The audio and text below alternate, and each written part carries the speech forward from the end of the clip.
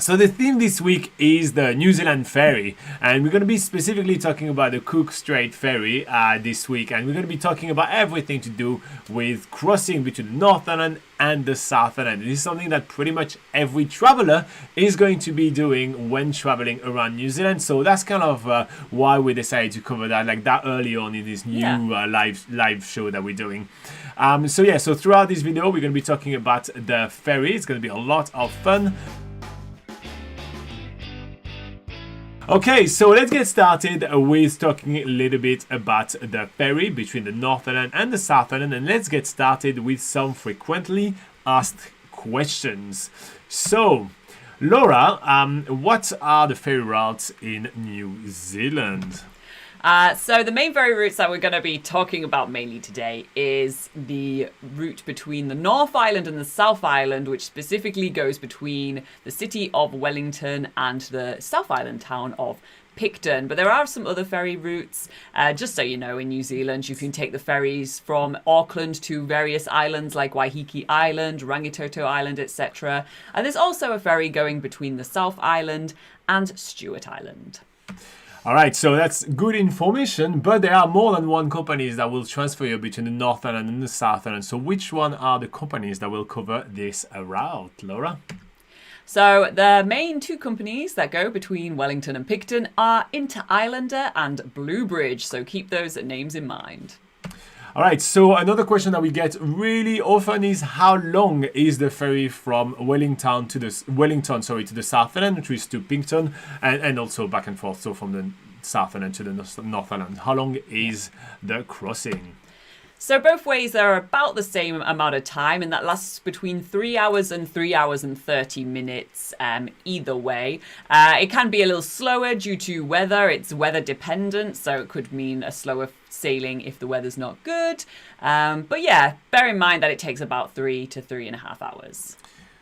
How many ferries travel per day? Per day, there's about 5 sailings with each company, so there's usually plenty of departures to choose from, and they usually go between 2:30 a.m. nice and early to 8 p.m. Okay, so now come the question that we get the most. So what time should people book their ferry between the North Island and the South Island of New Zealand? So as I just mentioned, you can do pretty much night sailings or early morning sailings where it is really dark. That's when you would get the cheapest fares for sailing. However, you are going through some really stunning scenery, especially through the Marlborough Sounds. So we tend to suggest that you should go when it is daylight so that you can enjoy the scenic cruise. But if you want to do a little bit of a mixture of having like good scenery but also decent fares, then usually going around sunrise, so early morning sunrise time is a good time to go. Okay, Laura, we're going to be talking about which one is the best company to take the ferry with when traveling around New Zealand. Is it Bluebridge or is it Inter Islander? Do you want to talk about it or do you want me to talk about it? I think I'll hand it over to you, Robin. All right. Okay, so there is 2 companies to travel between the North Island and the South Island in New Zealand. There's Bluebridge and Inter Islander. And obviously a question that we receive really often is which one is the best company for you to travel between the North Island and the South Island. And to be quite honest, both companies are extremely similar. There is really small minor difference between both of them. So I'm going to be starting by telling you what are the similarities between both companies so you kind of know what to expect when taking the ferry. And again, we will have some like little videos throughout this whole live shows and everything like that, so you kind of will get a really good understanding. But let's get started with what they both have. So they both have like food cafes with things you can purchase on board if you are feeling a little peckish during the cruise. They both have like a lot of space, like spacious lounges, plenty of space for you to walk around and get some viewpoints and everything like that. Like, I cannot stress enough that those boats are really large, so you won't really feel any time like claustrophobic or anything like that. And they both have upgrade options should it be for like flexible passes to a bit more like luxurious lounges and everything like that. And they both seriously have a very smooth boarding process. A lot of people are a little bit stressed about that, and that's why we dedicate one section of this video right here. We will be talking about what does it look like to literally board with your camper van or with your car. We'll show you both. And so in short, the way you're going to be picking between both companies, And I'll talk about the difference in a second, but the best way to choose which company is the best for you is to look at the sailing time and pick the best sailing time for you. That's literally like you find a convenient time, and that's the best way for you to choose which one is the best ferry. Now, if I have to actually make some differences between both Inter-Islander and Blue Bridge, the first thing I want to point out is that Inter-Islander ferries are larger. They are significantly bigger ferries, so you have even less of that feelings of being a little crowded. You get more places to walk and explore during the cruise.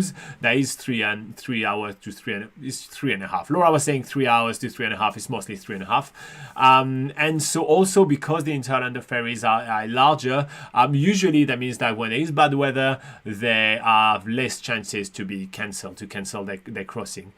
That said, literally yesterday, the Inter-Islander ferry had to use a tugboat to get back in the port. So, it balances itself out. So that's the couple of things, like the couple of pros for like Inter-Islander. However, if I want to talk about some pros for Blue Bridge, one thing that I think is really cool with Blue Bridge is that they have a cinema. They do actually free movies, within the ferry. So you get time literally flying. Not that, I ever find that the time doesn't fly over there. The views are pretty amazing. And they also have options to upgrade cabins. So yeah. Now, what Blue Bridge does, if they have to cancel some ferries, quite often when they cancel, so they don't cancel often, but quite often when they cancel, they actually offer free upgrades to Inter-Islander. So they will literally kind of put you into Inter-Islander to kind of, balances their load. So don't panic too much about that big ferry, small ferry thingy. All right, so let's talk about a couple of points about booking the Inter-Islander ferry, and we'll talk about prices and everything like that. The Cook Strait ferry, Inter-Islander and Blue Bridge, and we'll talk about prices a little bit later within the videos. But when it comes down to booking your ferry between Wellington and Picton, or for that matter from Picton to Wellington, which has like your 2 points, it is quite advisable to book in advance, right? Booking last minute those ferries is really not the thing you want to do, especially if you're traveling with a vehicle. They regularly sell out for a lot of the crossings, right? And on top of that, especially if you're traveling in summer, which is in New Zealand. That is between December and February. Oh, usually you said 3 months. December, January, and February. Yay! Sorry. So if you... So do make sure that you book in advance. First up, you will get some early bird discounts. Sometimes through car rental companies or camper van company, you could get a little bit of a discount as well. Another thing to keep in mind when booking your ferries, there are different type of fares when booking your ferries. There is those fares which are like absolutely inflexible. If you're missing the ferry, you're not getting a refund, any of those kind of things. And you have like the fully flexible fares as well. And obviously they vary widely in prices in between that. So consider if you do feel like you need a full refund, a partial refund, or anything like that, or if you feel like your plans are set and that's the time you're going to be taking the ferry. In most cases, that will be the case, and so you can save a little bit of money. Now, in the link in the description below, there is a full article that will recap a lot of the information that we have, and there is links where you can book those ferries online. It's advisable to actually book those in advance, and we link to like a website that kind of compare both of the companies, so it's easier for you rather than going to multiple, but you can go to their own website and book it in that way as well, very easily.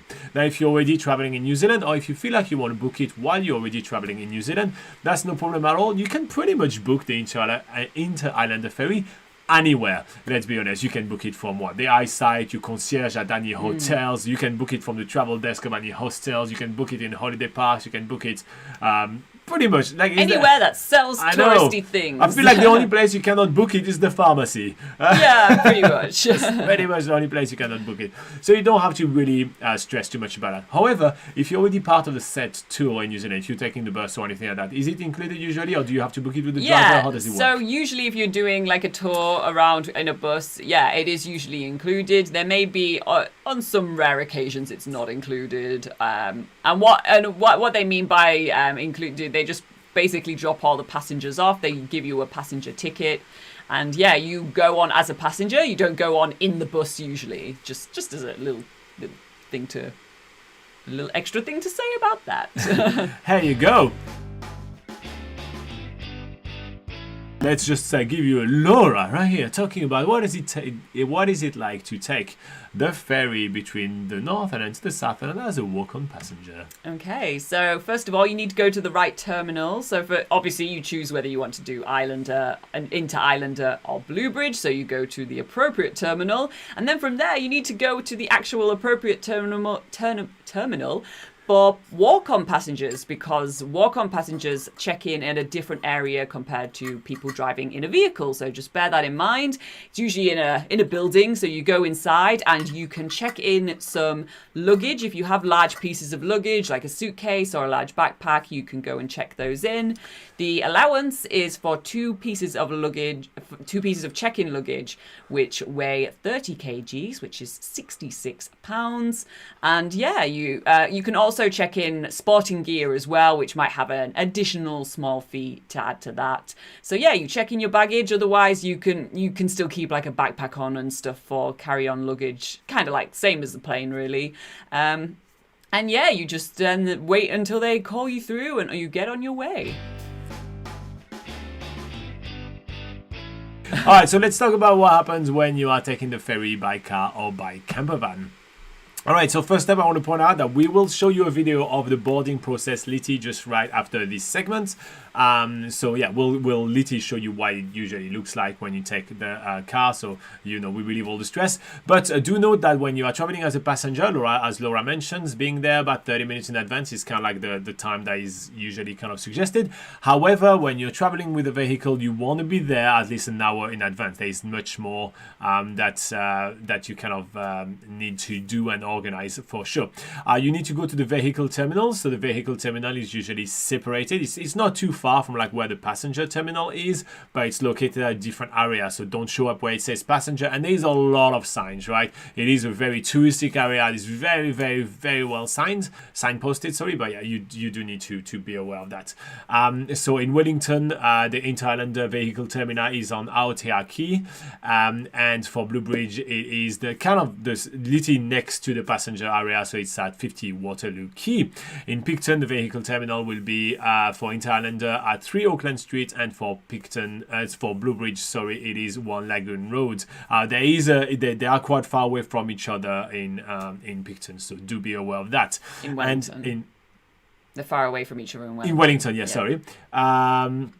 So up here you go. Now we're going to show you a video of what it actually looks like to actually hop on the ferry. This is our video snippet of the day. Up here we go. No, nobody saw anything. Okay, so right now we are going to be using a camper van to get onto the Wellington ferry. So as you can see, we're just literally following all the arrows, and we're very happy to go onto the southern end for seeing, very exciting time. So you arrive in front of a booth that looks a little bit like a drive-through. You sort out a ticket, and they give you a little bit of a marker that actually signify that you do have a gas bottle in there just in case of emergency.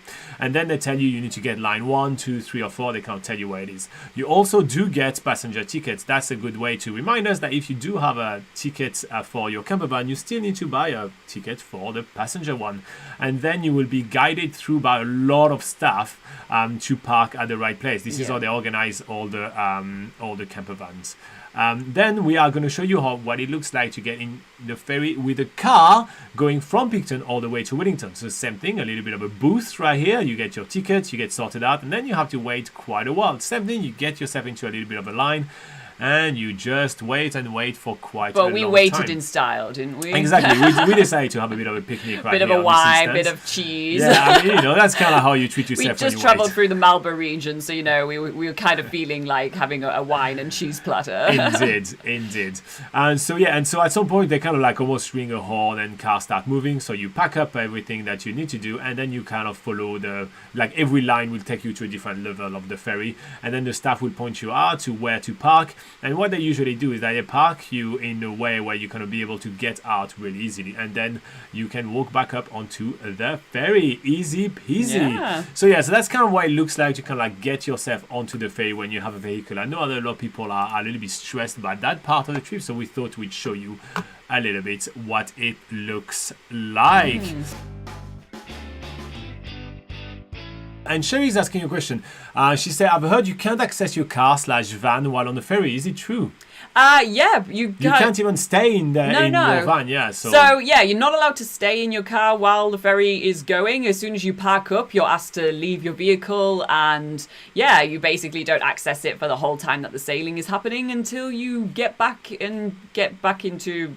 over to Picton or land in Wellington, and then you get back in and listen to the instructions to drive back out. Yeah, so you'll be 3 hours away from your vehicle, so be prepared. Pack a tent, pack a sleeping pack bag, whatever supplies you need to see you through the ferry crossing. No, but jokes aside, don't forget your phone or anything like that. Just get the stuff you want to get out of the car, because yes, once you get out of the parking kind of area, you don't have access to it anymore. It's like a one-way thingy until you hear like the calling of like passenger may return to the car now. You just arrived in Picton.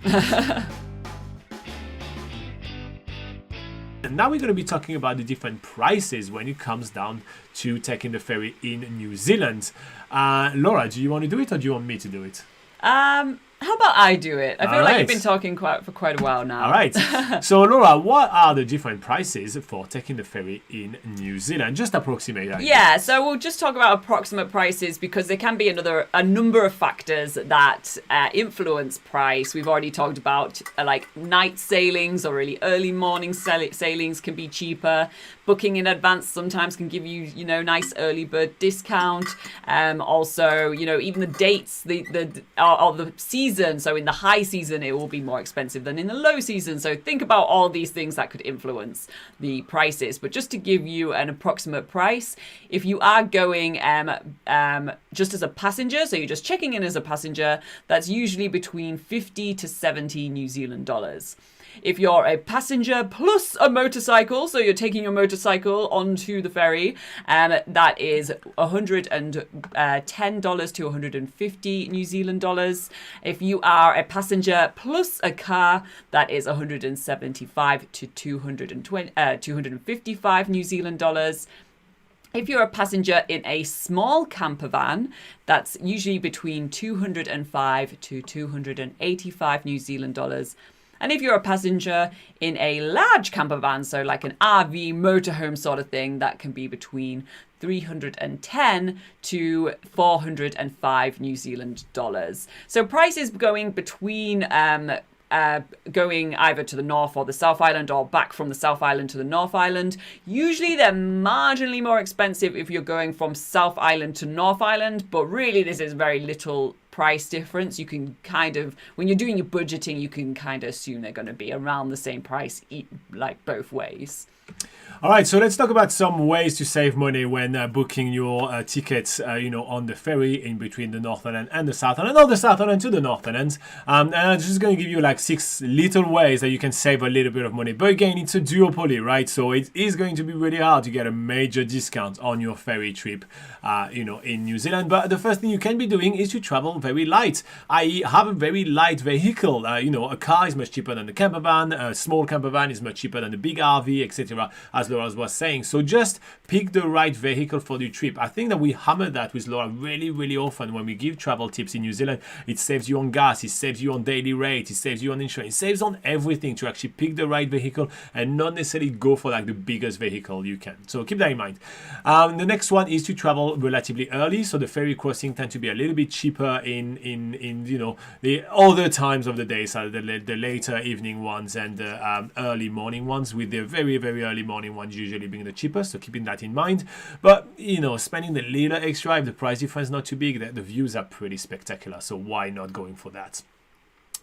Okay, next tip for you guys is to traveling in the off season. So the New Zealand summer, which is December, January, February, is usually our highest season, like the peak season, where there is usually the most basically tourists in New Zealand.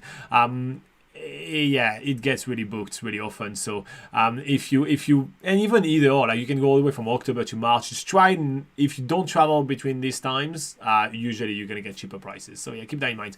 Booking early, obviously, getting an early bird booking. There's a lot of early bird bookings going on around when it comes down to booking ferries. So keep that in mind.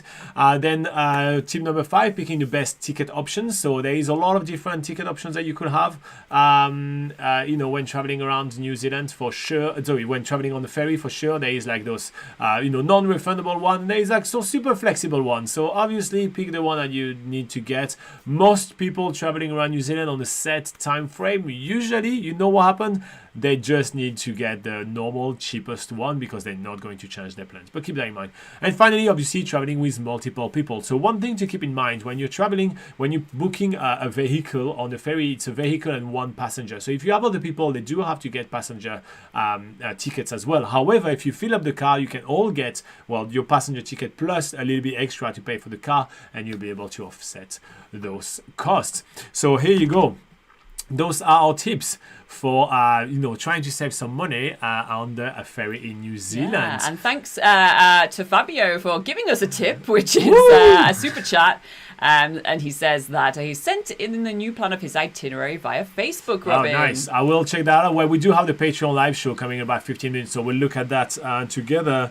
For sure, I'm just going to double check that I have it. And so just as a bit of context for you guys, that one of the things that we do for our Patreons is we help with their itineraries and give one-on-one feedback on their itineraries around New Zealand. So it's just, another great perk of being one of our Patreons. Yeah, link below. Yeah, link below. Alright guys, so we're going to wrap up this session about taking the ferry between the North Island and the South Island, in New Zealand with 15 little facts that you kind of need to know about the ferry thing. That is basically a bit of a summary as well, like things that, we just want you guys to remember. Okay, so let's get started, Laura. Fact number one. Okay, fact number one, that there are two ferry companies for the Cook Strait, into Islander and Bluebridge. Fact number two, you can take the ferry both ways. You can go from Picton to Wellington, so South Island to North Island, or North Island to South Island, Wellington to Picton. However, getting a return ticket offer you only very little discount. So if you want to cross combining two different companies, that may be smart. Fact number three is very similar to what I just said. So combining both companies, there's usually 5 crossings in a given day. So you have plenty of options when it comes to departure times. Some people think that the ferry in New Zealand can be taken if you have a vehicle. That's not the case. You can take the ferry as a walk-on passenger. Anyone which is traveling around New Zealand by just hiking around, traveling by bike, or even traveling by bus, which is the most likely option out of all those. You absolutely can just get onto the ferry as a walk-on passenger.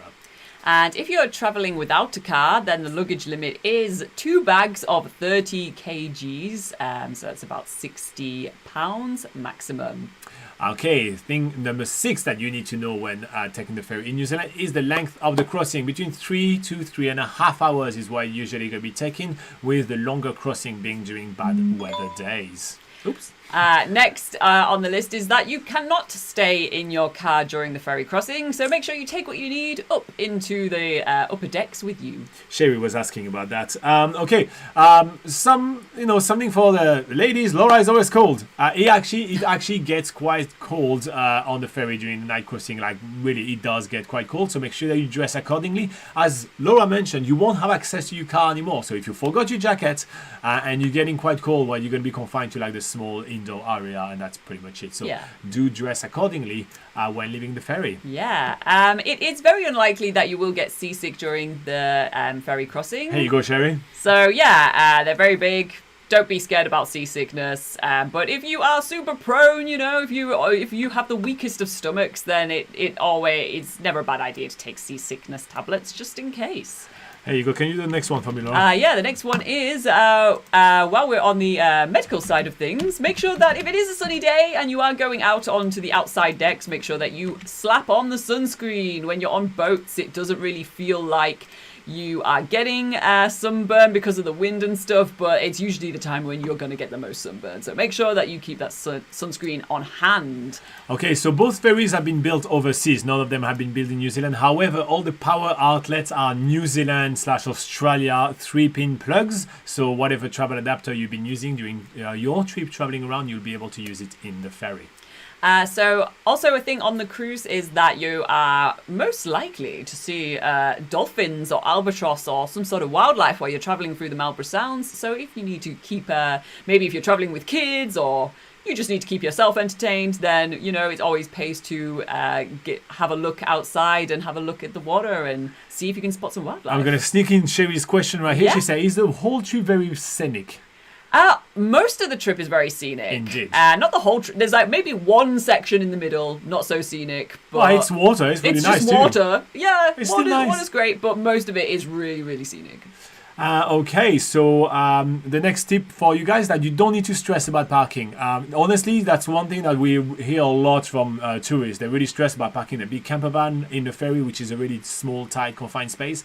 But the staff on both companies are extremely helpful. They really guide you very well, and getting on board and off board, like unloading and offloading, is actually very easy. So yeah, don't stress too much about that. 2 ways to save money on your ferry ticket is to travel in the low season, or